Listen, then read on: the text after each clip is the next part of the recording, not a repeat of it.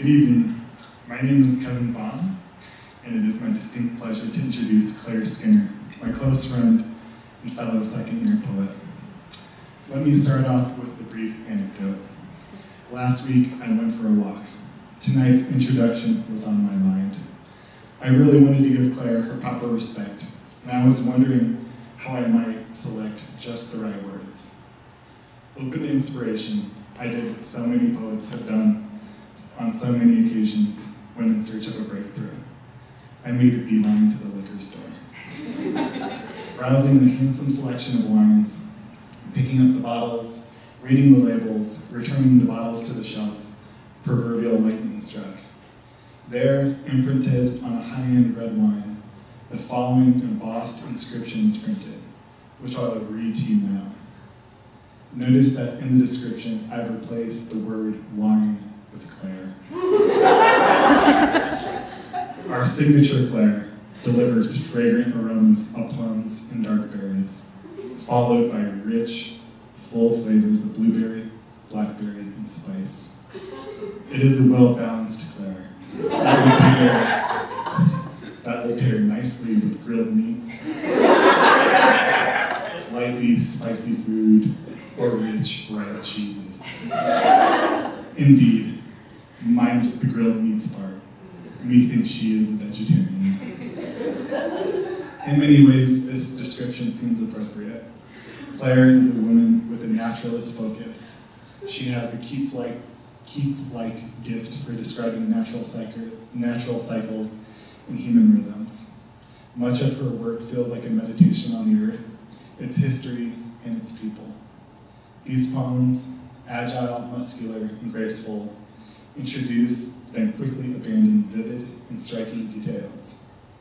The flashing appearance of images is an unexpected delight, like looking up at the night sky and finding oneself in the midst of a meteor shower. They inspire wonder as they awe. Gertrude Stein has said that creative geniuses are able to simultaneously speak and be spoken to by the world. Stein seems to be describing the process of deep attention, listening and speaking, listening and speaking, listening and speaking. Claire, in her work and in her poems, has shown to me an ear that's gifted and receptive. Whether in our conversations between office hours in Angel Hall, in the hallways of Tisch, or in her creative offerings on the page, her sensitivity and warmth are always present. The feeling I get when I read her work is the same feeling I get when I read work by any true poet. I sense the presence of a beating human heart just on the other side of the words. Refreshingly, she is alive in the world with all five of her senses, and she is unafraid to talk about the complexity and richness of life lived along the pulse. Difficulties are explored, yet she is unafraid to acknowledge what's beautiful in the world.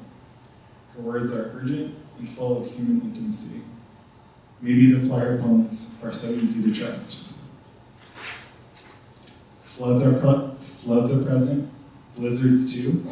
Lightning strikes, a friend dies young. She places a banana peel beside a kiwi skin, and this somehow makes sense. In her poem, Please, she writes, give me every block of ice, the cigarette, the match, the glazed cherry on its stem. There is light in her poems, and light, somehow mysteriously, sewn up in her words too.